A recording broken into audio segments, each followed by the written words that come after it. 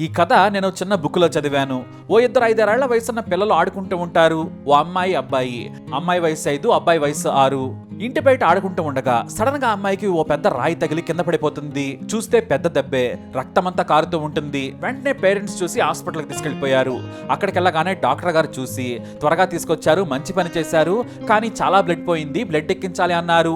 ఒకసారిగా పేరెంట్స్ కంగారు పడిపోయారు. ఎందుకు అంటే ఆ అమ్మాయి బ్లడ్ గ్రూప్ రేర్, ఎవరి దగ్గర ఉండదు. కానీ వారికి తెలుసు ఎక్కడుందో. ఎక్కడో కాదు, వాళ్ళ కొడుకు దగ్గరే ఉంది. అమ్మాయిది అబ్బాయిది సేమ్ బ్లడ్ గ్రూప్. ఖచ్చితంగా ఆ అబ్బాయి బ్లడ్ ఇస్తేనే ఆ అమ్మాయి బ్రతుకుతుంది.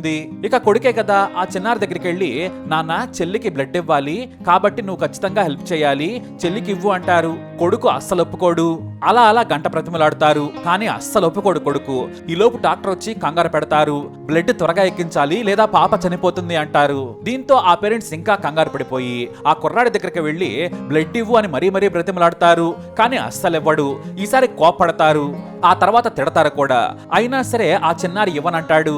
ఇక తల్లి తండ్రి ఇద్దరు కూడా కళ్ళల్లోకి చూసి నువ్వు బ్లడ్ ఇవ్వకపోతే చనిపోతుంది, ఇవ్వవా, నీకు అసలు బుద్ధుందా, నీ వల్లే కదా దానికి దెబ్బ తగిలింది, నీ వల్లే ఇప్పుడు చనిపోతుందని కాస్తంత గట్టిగానే ఆ కుర్రాడు హత్య అయ్యే విధంగా మాట్లాడతారు. ఇక ఆ చిన్నారికి ఏం చేయాలో అర్థం కాక సరే నన్ను బ్లడ్ ఇస్తానంటాడు.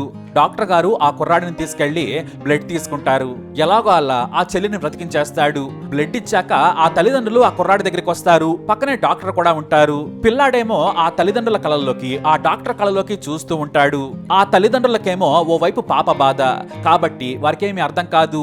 చిన్నగా డాక్టర్ గారు దగ్గరకు వచ్చి ఆ పిల్లాడికి ఓ చాక్లెట్ ఇస్తారు. చిన్నారి చక్కగా ఆ చాక్లెట్ తీసుకొని ఒకే ఒక మాట అంటాడు, డాక్టర్ నేను ఇంకా ఎంతసేపట్లో చనిపోతాను అని. అంతే, అక్కడున్న తల్లిదండ్రులకి డాక్టర్కి ఒక్కసారిగా షాక్ కొట్టినట్టయిద్ది. డాక్టర్కి విషయం మొత్తం అర్థమైపోతుంది. అంటే ఇప్పుడు నువ్వు చనిపోతావని తెలిసే నీ చెల్లికి బ్లడ్ ఇచ్చావా అని అడుగుతాడు. అవును కదా, బ్లడ్ తీసేస్తే చనిపోతారు కదా, నేనెప్పుడో విన్నాను, నాకు అదే గుర్తుంది అంటాడు ఆ కుర్రాడు. ఒక్కసారిగా ఆ తల్లిదండ్రులకి కన్నీళ్లు వచ్చేస్తాయి. అంటే చనిపోతాను అని తెలిసినా కూడా ఆ కుర్రాడు బ్లడ్ ఇచ్చాడనమాట. దాదాపుగా 2-3 గంటల సేపు ఆ తల్లిదండ్రులను చాలా ఇబ్బంది పెట్టాడు. కానీ ఆ తల్లిదండ్రులకి అసలు విషయం తెలియదు. ఆ కుర్రాడి మాటతో డాక్టర్తో సహా పేరెంట్స్ కూడా కన్నీళ్లు పెట్టుకుంటారు. ఈ స్టోరీ నేను పుస్తకంలో చదివాను. ఆ కథ నన్ను ఇప్పటికీ వెంటాడుతూనే ఉంది. కానీ ఇప్పుడు నేను రియల్ గా ఓ వ్యక్తిని చూశాను. ఆ కుర్రాడి వయసుకి అలాగే ఆ కుర్రాడి బుద్ధికి ఏమాత్రం తీసిపోడు ఈ రియల్ కుర్రాడు. మరి ఈ కుర్రాడి గురించి ఈ రియల్ కథ తెలుసుకుందాం. బాల్యంలోని అమాయకత్వం, మంచితనం, సాయపడాలనే గుణంతో అందరూ పెరిగితే ఈ ప్రపంచం ఆనంద నిలయం అవుతుంది. కానీ పెరిగే పిల్లలంతా ఇంట్లో చెడు నేర్చుకుంటారు. ఆ తర్వాత సమాజం నుంచి చెడలవాట్లు, పద్ధతులు, తప్పుడు పనులను నేర్చుకొని చాలా మంది చీడపురుగుల్లా మారుతూ ఉంటారు. కానీ మనమంతా ఎంత గొప్పగా బతకొచ్చో మిజోరాంలోని ఓ కుర్రాడు నిరూపించాడు. మిజోరాంలోని సాయిరంగ ప్రాంతానికి చెందిన వాడే 5 ఏళ్ల డెరిక్ సీలాల్ చెనింగ్హా. ఈ కుర్రాడు రోజు ఉదయం సాయంత్రం తన ఇంటి ముందున్న రోడ్డుపై సైకిల్ తొక్కుతూ ఉంటాడు. ఇతని తల్లిదండ్రులు వ్యవసాయం చేసుకుంటూ కాలం గడుపుతూ ఉన్నారు. వారికి ఏకైక కొడుకు ఈ డెరెక్. అయితే ఓ రోజు స్కూల్ లేదు. ఇక ఎప్పటి మాదిరిగానే ఉదయం టిఫిన్ చేసిన తర్వాత తన చిన్న సైకిల్ తొక్కుకుంటూ రోడ్డు మీద ఎంజాయ్ చేస్తూ ఉన్నాడు. కానీ సడన్ గా పక్కింటికి చెందిన ఓ కోడి తన కోడి పిల్లలతో రోడ్డు దాటుతూ ఉంది. అప్పుడే సడన్ గా తన సైకిల్ టైర్ కింద ఓ కోడి పిల్ల పడింది. దాని మెడ మీద నుంచి సైకిల్ వెళ్ళింది. అంతే, ఆ కోడి పిల్ల చచ్చిపోయింది. దీంతో కంగారు పడ్డాడు ఆ చిన్నారి డెరెక్. వెంటనే సైకిల్ కింద పడేసి కోడిని పట్టుకున్నాడు. అది కదలడం లేదు, మెదలడం లేదు. వెంటనే దాన్ని ఇంటికి తీసుకెళ్లాడు. అమ్మ, కోడికి దెబ్బ తగిలింది, డాక్టర్ దగ్గర తీసుకెళ్తాను, డబ్బులు ఇవ్వమన్నాడు. అప్పుడే అతని తండ్రి చూసి ఏమైందని అడిగాడు. నానా, నాదే తప్పు, చూడకుండా స్పీడ్గా వెళ్ళాను, ఈ కోడి పిల్ల మీద నుంచి సైకిల్ వెళ్ళింది, లోపల గాయాలైనట్లున్నాయి, డాక్టర్ దగ్గరికి తీసుకెళ్దామని మారాన్ చేసేస్తాడు. సరే, తండ్రి ఆ కోడి పిల్లను తీసుకుని చూస్తే అది చనిపోయింది. బయటపడేయమని చెప్పాడు. కానీ ఆ చిన్నారి వినలేదు. తన తల్లితో పేచీ పెట్టుకున్నాడు. నాకు డబ్బులు ఇవ్వు, నేనైనా డాక్టర్ దగ్గరికి తీసుకెళ్తానని ఏడ్చాడు. నేనే కోడి పిల్లను చంపాను, దాన్ని బతికిస్తానని ఏడ్చాడు. కింద పడి ఏడుస్తూ ఉండడంతో తట్టుకోలేక తల్లి 10 రూపాయల నోటు ఇచ్చేసింది. అంతే, ఆ డబ్బులు తీసుకుని సైకిల్ మీద ఒంటరిగా ఆ కోడిని తీసుకుని దగ్గరలోని ఓ చిన్న క్లినిక్ కి తీసుకెళ్లాడు. వేగంగా హాస్పిటల్లోకి వెళుతూ ఉండగా ఓ మహిళా డాక్టర్ బయటకు వస్తూ కనిపించింది. డాక్టర్, ఈ డబ్బులు తీసుకొని ఈ కోడి పిల్లను బ్రతికించండి, నాదే తప్పు, నేనే సైకిల్ ను వేగంగా తొక్కాను, పాపం నా సైకిల్ కింద పడింది, ఆపరేషన్ చేసి బ్రతికించండి అన్నాడు. మొదట ఆ చిన్నారి అమాయకత్వాన్ని, నిజాయితీని, అతనిలోని మంచితనాన్ని చూసిన డాక్టర్ మొదట నవ్వుకుంది. ఆ తర్వాత అతని నిజమైన బాధను కళ్ళల్లో చూసి కన్నీళ్లు పెట్టుకుంది డాక్టర్. ఆ వెంటనే చిన్నారి ఫోటోను తీశారు ఆ డాక్టర్. ఆ పిల్లాడిలో కోడి పిల్లను చంపానన్న పశ్చాత్తాపాన్ని అర్థం చేసుకున్న డాక్టర్ ఇంకా గొప్ప పని చేశారు. అది చనిపోయిన విషయం తెలియనివ్వకూడదనుకున్నారు. నేను ఈ కోడి పిల్లకు ఆపరేషన్ చేసి బ్రతికిస్తాను, సరేనా? పెద్ద ఆపరేషన్ చేయాలి, చాలా డబ్బులు ఖర్చు అవుతాయి, కానీ నువ్వు మాత్రం ఏమీ ఇవ్వక్కర్లేదు.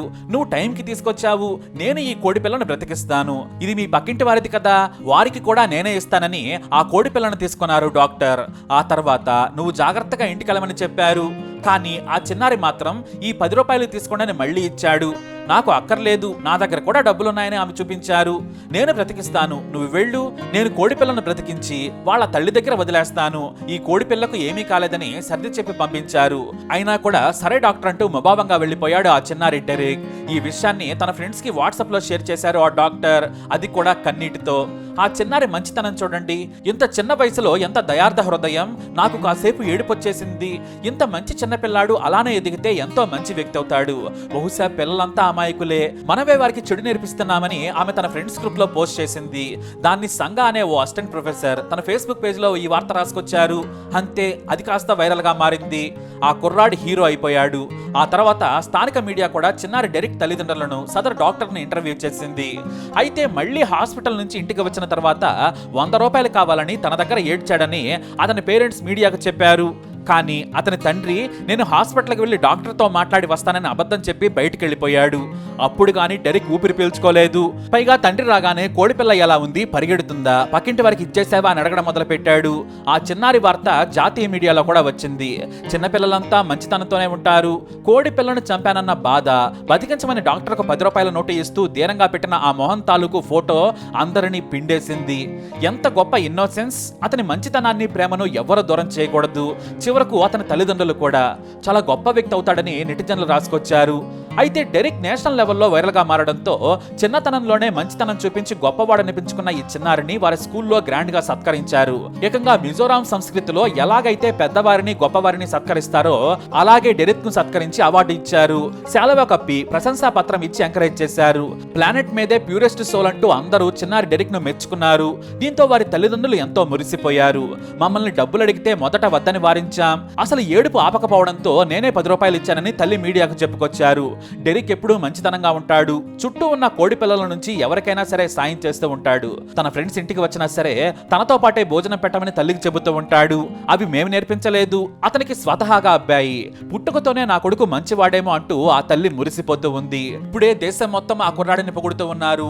ఆ తల్లికి అంతకు మించింది ఇంకా కావాల్సి ఉంటుంది. మరి మీరు కూడా ఈ బాబు గురించి తప్పకుండా కమెంట్ ద్వారా తెలియజేయండి. వీడియోని లైక్ చేయండి, షేర్ చేయండి, ఛానల్ని సబ్స్క్రైబ్ చేసుకోండి.